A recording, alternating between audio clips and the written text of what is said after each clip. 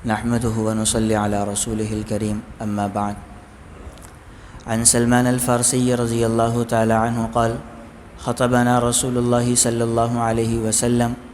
ثم ذكر حديثا طويلا وذكر وهو شهر المواساة أو كما قال عليه الصلاة والسلام. حضرت سلمان فارسی رضی اللہ تعالی عنہ کے جس حدیث کا تذکرہ کل ہوا تھا کہ حضرت سلمان فارسی رضی اللہ تعالی عنہ نے ارشاد فرمایا کہ آپ صلی اللہ علیہ وسلم نے رمضان المبارک سے قبل ایک تقریر فرمائی،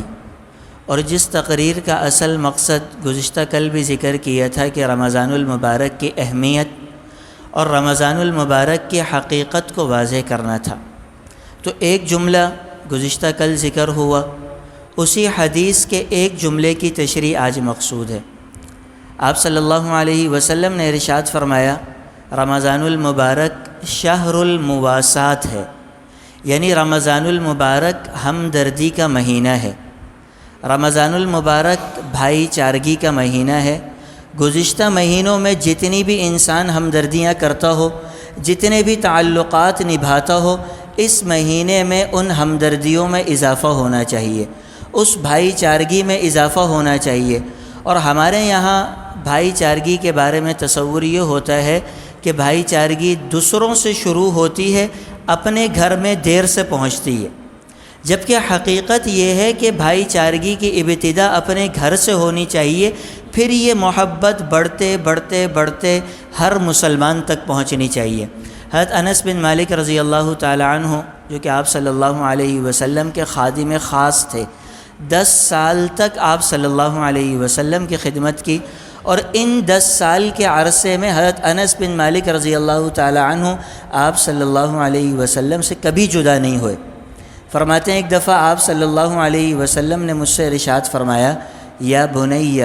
ان قدرت ان تصبح وتمسی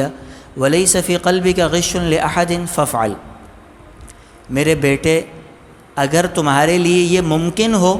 کہ تم صبح اور شام اس حالت میں کیا کرو کہ تمہارے دل میں کسی کے لیے کوئی کھوٹ نہ ہو،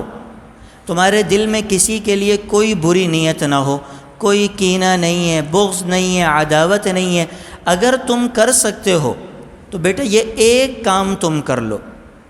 اور اس کے بعد آگے فرمایا: یا بنی وذالک من سنتی من احیا سنتی فقد احبنی ومن احبنی کان معی فی الجنہ. میرے بیٹے، یہ میری خاص سنت ہے. آپ صلی اللہ علیہ وسلم کی اور بھی دیگر سنتیں ہیں، زندگی کا ہر کام آپ صلی اللہ علیہ وسلم کے اسوے پہ کیا جائے تو سنت ہے، لیکن یہ آپ صلی اللہ علیہ وسلم کی وہ خاص سنت ہے کہ آپ نے فرمایا اگر اس سنت پر عمل کرو گے تو اس کا مطلب یہ کہ تمہیں مجھ سے محبت ہے، اور جس کو مجھ سے محبت ہے وہ جنت میں میرے ساتھ ہوگا.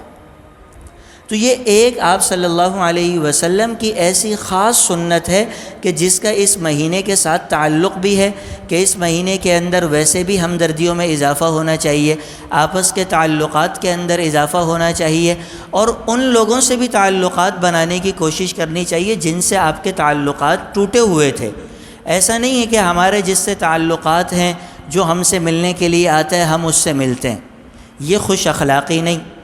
یہ صلہ رحمی نہیں. صلہ رحمی تو یہ ہوتی ہے کہ وہ آپ سے نہ ملے اور آپ اس سے جا کر ملیں. ایک حدیث پاک میں آتا ہے، حضرت علی رضی اللہ تعالی عنہ اور حضرت عقبہ بن عامر، ان دو کے حدیث میں ایک ساتھ ذکر کرتا ہوں. فرماتے ہیں آپ صلی اللہ علیہ وسلم نے ارشاد فرمایا: صل من قطعک، تعلق اس سے بناؤ جو تم سے تعلق توڑتا ہو، واحسن الی من اساء الیک، نیکی اس کے ساتھ کرو جو تمہارے ساتھ برائی کرتا ہو، واعف عمن ظلمک، اور معاف اس کو کرو جس نے تمہارے اوپر ظلم کیا ہے، واعط من حرمک، اور اس شخص کو بھی دو جو تمہیں محروم رکھنے پر تلا ہوا تھا. اگر اس کو دے رہے ہیں جو آپ کو بھی دیتا ہے تو یہ کوئی صلہ رحمی نہیں، یہ کوئی تعلقات نہیں، اور یہ آپ کا بھی کمال نہیں ہے، بلکہ یہ تو وہ دے رہا ہے تو مجبوراً آپ بدلے میں دے رہے ہیں. حقیقت تو یہ ہے کہ وہ آپ سے دینا روک دے پھر آپ اس کو دیں، وہ آپ سے ملنا چھوڑ دے پھر آپ اس سے جا کر ملیں. وہ آپ پر ظلم کر رہا ہو اور آپ قدرت و طاقت رکھتے ہوئے اس کو معاف کر دیں. تو رمضان المبارک کے مہینے میں جس سے بھی تعلقات ٹوٹے ہوئے ہیں، چاہے آپ کی غلطی سے یا اس کی غلطی سے، اگر آپ کی غلطی ہے تو معافی مانگے، اس سے غلطی ہوئی ہوئی ہے تو معاف کر کے ایک قدم آگے بڑھائیں اور آپس کے تعلقات کو مضبوط فرمائیں۔ اللہ رب العزت ہمیں عمل کی توفیق عطا فرمائے۔ الحمدللہ رب العالمین والصلاة والسلام علی